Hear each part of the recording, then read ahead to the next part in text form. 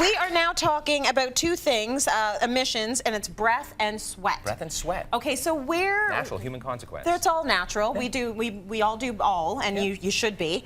What causes how your breath smells? It's bacteria. So it's whether bacteria. it's breath or sweat, it's bacteria that causes the actual odor. Okay. Typically emitting sulfurous types of odor. So for example, on the skin, Staphylococcus epidermis is one example of hundreds of bacteria that make up our skin microbiome. So just like we need good bacteria in our gut, yes. we need good bacteria on our skin and in our mouth and oral cavity. Okay. So in order to sort of conquer some of those sort of excess bad breath scenarios, there's a bunch of remedies here, all natural. So number one, all the people don't realize a lot of bacteria, they love warm, moist, humid environments. This is why they hang out in our mouth. Right. They also hang out in our sinus cavities. Ooh. So you've heard of the neti pot before. Yep. This is just warm water and salt, and then you irrigate every morning, just the same you would brush your teeth.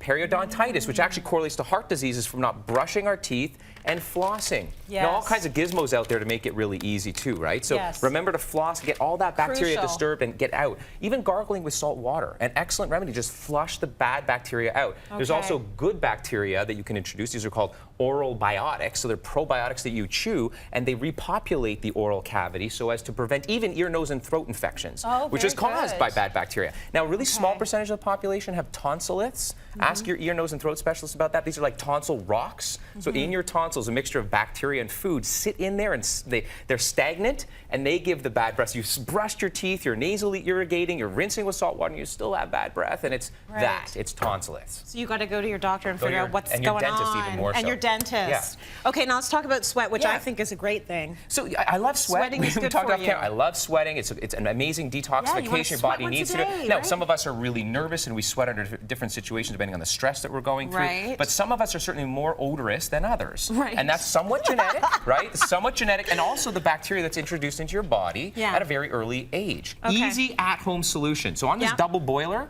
I basically just put coconut oil, a tablespoon of beeswax, dump these two in here. This is basically cornstarch, and this one here is baking soda. Okay. We mix that up, and the recipes will be online at cityline.ca. You mix this up, and basically that actually smells really good. Doesn't it? And you put your essential oil of choice, and that's going to end up as a consistency that you pour.